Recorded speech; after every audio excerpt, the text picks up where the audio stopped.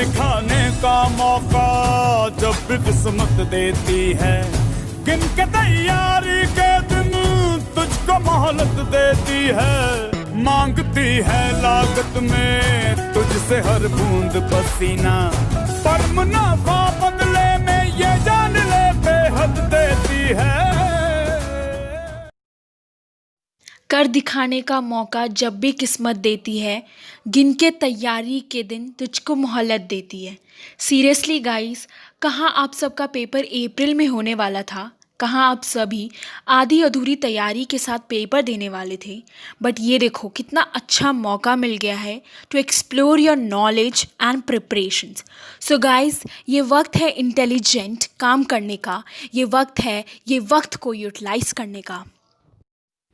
आज मैं अपना मेडिकल एग्ज़ामिनेशन के बारे में बताने वाली हूँ। लगभग एक वीक तक एग्ज़ामिनेशन चला था। सो गाइस, मेरा डे ऐसे स्टार्ट हुआ था, इंटरव्यू वाले दिन ही मेडिकल स्टार्ट हो जाता है, ठीक है। जिनका इंटरव्यू हो जाता है उनको साइड बाय साइड मेडिकल के लिए भी भेजा जाता है। एक हेल्थ कार्ड हम लोगों को मिलता है जिसमें हमें अपनी सारी डिटेल्स फिल करनी होती है। एंड जिस भी डिपार्टमेंट में हम लोगों को ले जाते हैं, हमें वो कार्ड साथ में ले जाना होता है। एंड उस कार्ड पे हमें अपने आइडेंटिफिकेशन मार्क्स वगैरह लिखने होते हैं। कोई हेरिडिटी डिजीज़ है इसके बारे में हमें पहले ही उसमें लिख देना होता है, अगर नहीं है तो इट्स गुड। सो जैसे बेसिकली हमारे बैच में मेडिकल एग्जामिनेशन स्टार्ट हुआ था विद द आई चेकअप। फिर उसके बाद हम लोग डेंटल चेकअप के लिए गए थे। इतने सारे बच्चे होते हैं तो ऑब्वियस सी बात है, थोड़ा टाइम लग ही जाता है। सो ऐसा हम लोगों का डे पूरा ही दिन निकल गया था। आफ्टरनून में हमें लंच ब्रेक करने को दे देते हैं और हमें रिपोर्टिंग टाइम भी बोल देते हैं कि इतने बजे आना है, रिपोर्ट करना है। उस दिन लास्ट में क्या होता है कि ब्लड टेस्ट हुआ था जो कि नॉन फास्टिंग था, आफ्टर फूड वाला। तो और जाते वक्त हमें हेल्थ कार्ड वहाँ पे ऑफिसर्स को सबमिट करके जाना होता है। सो डॉक्टर्स का काम होता है कि फ़िट और अनफिट उस पर्टिकुलर डिपार्टमेंट का लिख देना होता है। तो नेक्स्ट डे हम सबको विद प्रॉपर ड्रेस कोड बता देते हैं कि लूज़ कपड़े पहन के आने हैं और पानी की बॉटल ज़्यादा लेके आनी है, क्योंकि हमारा नेक्स्ट फॉलोइंग डे पे ब्लड टेस्ट होगा जो कि वो फास्टिंग वाला होता है। हीमोग्लोबिन चेकअप होगा, bilirubin, biliverdin, bile pigments checkup होगा, ग्लूकोज होगा और यूरिन सैंपल देना पड़ेगा, अल्ट्रासाउंड होगा, पेल्विस का होगा, एब्डोमेन का होगा और चेस्ट का एक्सरे होगा। तो ये सब चेकअप्स होते हैं विद द नेक्स्ट डे, तो ये सब हमें बता दिया जाता है। और ईएनटी चेकअप होता है जिसमें ईयर, नोज़, थ्रोट इंक्लूड किया जाता है। देन एक चेकअप ये होता है जिसमें हमारा blood pressure, height, weight, inspiration, expiration कैसा रेट है हमारा, ईसीजी होता है वगैरह सब होता है। तो गाइस, मेरे साथ क्या वो ट्रेजेडी हुई थी उस दिन, जिस दिन ये बीपी वगैरह चेकअप होना था उस दिन मुझे पीरियड्स हो गए थे। सो व्हाट हैपन कि मेरा बीपी बहुत फ्लक्चुएट करने लग गया था, मतलब लो ही हो जा रहा था, मुझे पसीने आ रहे थे। बट आफ्टर मेडिसिन मैंने उन लोगों को बता दिया था, आफ्टर मेडिसिन जब मेरा वापस हुआ then it was all right. So ये बेसिकली ये कुछ पर्सनल प्रॉब्लम्स आ सकती है जो आप एमिनेंस ऑफिसर्स वहाँ पे बहुत फ्रेंडली होती है तो उनको आप बता सकते हो। सो गाइस, फिज़िकल डिपार्टमेंट होता है जिसमें कि हमें कुछ एक्सरसाइज करवाते हैं वहाँ के डॉक्टर। इसमें हाइट वेट का रेशियो क्या बोलते हैं, बीएमआरआई, तो वो सब मेजर होता है। हाथ में अगर पसीना आता है जिसको हम लोग कहते हैं हाइपर हाइड्रोसिस, अगर वो होता है उसके लिए वो लोग अनफिट कर देते हैं कि नर्वसनेस ज़्यादा तो नहीं है। अगर ओवरवेट कैडेट्स हैं तो उनको टेम्प्रेरी अनफिट कर दिया जाता है।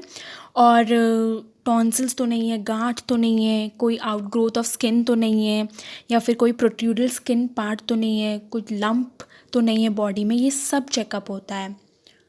नेक्स्ट डे का जो प्रोसीजर होता है या फिर थर्ड या फोर्थ डे ये होता है।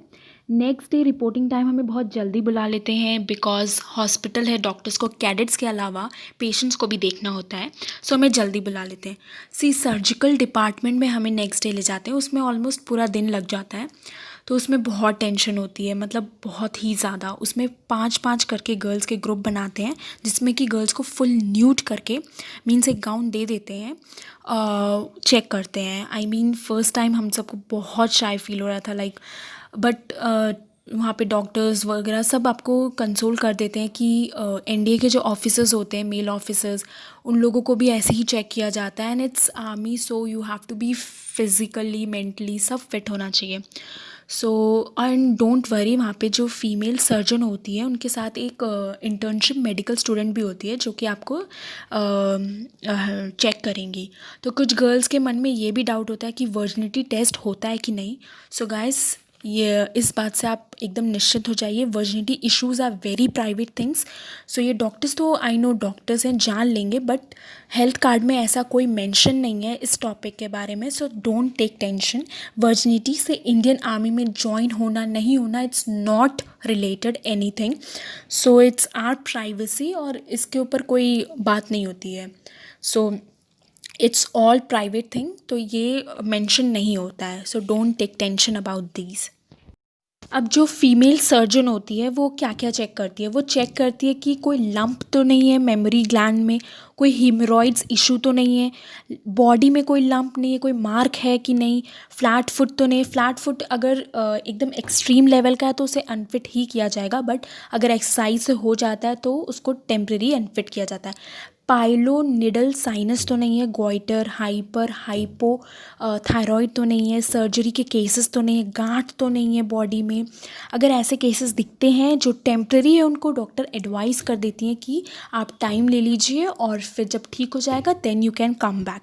हेल्थ कार्ड में सभी चीज़ों का टेस्ट हो जाता है। देन फाइनल एक दिन बोर्ड बैठती है जिसमें कैडेट्स को फाइनली फिट अनफिट कर दिया जाता है। अगर कैडेट अनफिट है टेम्प्रेरी तो उनका क्या है, रिव्यू फॉर 45 डेज़ दे दिया जाता है, उनको टाइम दे दिया जाता है, वेट लूज़ करने का टाइम दे दिया जाता है, अगर सर्जरी करानी है तो उसका टाइम दे दिया जाता है, and the medical that's end there only. So ये ऑलमोस्ट 5 डेज़ 6 डेज़ चल जाता है। और मेडिकल बोर्ड काफ़ी ग्रुप का, काफ़ी बैचेस का साथ में बैठता है, मतलब एक दिन में ऑलमोस्ट 50-60 या फिर it also crosses to 100 students also जिस दिन मेडिकल बोर्ड बैठता है। और मेडिकल ख़त्म हो जाता है, then we have to just wait for the final merit list के लिए वेट करना होता है, जो कि ऑलमोस्ट 1-2 महीने बाद आएगा ही। फाइनल मेरिट लिस्ट आती है on the basis of medical plus interview के मार्क्स जुड़कर बनती है। एंड मेरिट लिस्ट तभी कंप्लीट होके आती है जब फिट और जो टेम्प्रेरी अनफिट वाले स्टूडेंट्स होते हैं उन सबका मेडिकल फाइनल हो जाता है, ख़त्म हो जाता है। देन आपको ईमेल पे कॉल लेटर आएगा with your particulars, with your roll number and all. अगर आपको पूरी मेडिकल वो मेरिट लिस्ट देखनी है तो www.joinindianarmy.com के वेबसाइट पे आपको देखना पड़ेगा। गाइस, मैं ये कह रही हूँ, ये एडवाइस है मेरी तरफ से, फिट रहिए, डेली योगा करिए, हेल्दी खाइए। बहुत बुरा लगता है अगर मेडिकली अनफिट हो जाते हैं। गाइस, अपने temporary defects like ear wax clean करवा लीजिए। ब्रीदिंग प्रॉब्लम्स हैं, अगर एस्थमा है, अगर माइनर है तो आप आसन करिए, अनुलोम विलोम करिए, प्राणायाम करिए। फ्लैट फुट के लिए एक्सरसाइजेस अभी से स्टार्ट कर दीजिए। और हाइट वेट का जो रेशियो है, मतलब कितनी हाइट पे कितना वेट चाहिए, वो चार्ट मैं आपको टेलीग्राम में अपडेट करा दूँगी। सो प्लीज़ मेहनत करिए, आप फिज़िकली भी फिट रहिए। ये बात मैं बहुत मेंशन करना चाहती हूँ गाइस, अगर कोई अनफिट होता है तो please don't try to demotivate that particular person. उस इंसान का मजाक नहीं बनाना है, because health is a major factor. और हमें ये नहीं मालूम होता कि आगे इन कमिंग फ्यूचर किसको क्या प्रॉब्लम्स हो सकती है, किसको क्या, मतलब आगे एज में क्या प्रॉब्लम्स और आ सकती हैं, और किसको जो हेल्दी है वो भी अनहेल्दी हो सकता है। सी, ये तो सोचने की बात है, माइंड भी अनहेल्दी रह सकता है अगर हम इतने नेगेटिव चीज़ें लेके चलेंगे तो। सो अपने आप को सेल्फ मोटिवेटेड रखना है और अपने अराउंड एक पॉजिटिव इन्वायरमेंट रखना है। Self love should be a priority. Always अपने आप से प्यार करना सीखिए, अपनी बॉडी को रिस्पेक्ट करना सीखिए, किसी से ना कंपैरिजन करना ना सीखिए। Comparing is not the solution of anything. It just make us to the worst kind. So guys, thank you all. I really felt very nice and privileged to share my medical days with you all. And कभी कभी हम लोग बहुत ज़्यादा irritate हो जाते थे medical days की वजह से, क्योंकि पूरा हॉस्पिटल घूमना होता है और यहाँ कार्ड लेके जाना है, वहाँ पे ये करवाना है, ये सब काफ़ी होता है, टाइम जाता भी है। बट हमें पता था कि इसका रिज़ल्ट हमें बहुत अच्छा मिलेगा एंड हम लोग सब मिलके चिल भी करते थे और हम लोग वहाँ की चीज़ें बहुत कुछ सीखने लग गए थे, डिसिप्लिन वगैरह। सो आई होप आप लोगों को मेरा एक्सपीरियंस अच्छा लगा हो। और भी कुछ क्वेश्चंस हो और भी अगर कुछ रह गया हो तो I will mention it my upcoming videos. So guys I hope you are liking this और it's really a good impact अगर कोई एक्सपीरियंस पर्सन आपको ये सब बताता है तो आपको एक विजुअलाइज करने को मिल जाता है कि वहाँ पे चीज़ें एक्चुअली में क्या क्या होती हैं। क्योंकि ऊपर ऊपर बात सब कर लेते हैं बट इंटरनली क्या प्रोसीजर होता है, किस चीज़ों से हमें गुजरना पड़ता है, ये सब पर्सनल होता है ये सारी चीज़ें।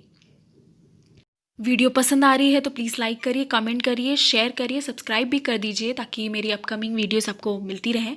और अगर कोई भी क्वेरीज़ है तो कमेंट बॉक्स पे कमेंट करिए। अगर कोई सजेशन देना चाहते हो या फिर कुछ चेंजेस या फिर कुछ आप अपने व्यूज़ रखना चाहते हो तो प्लीज़ डू मेंशन इट।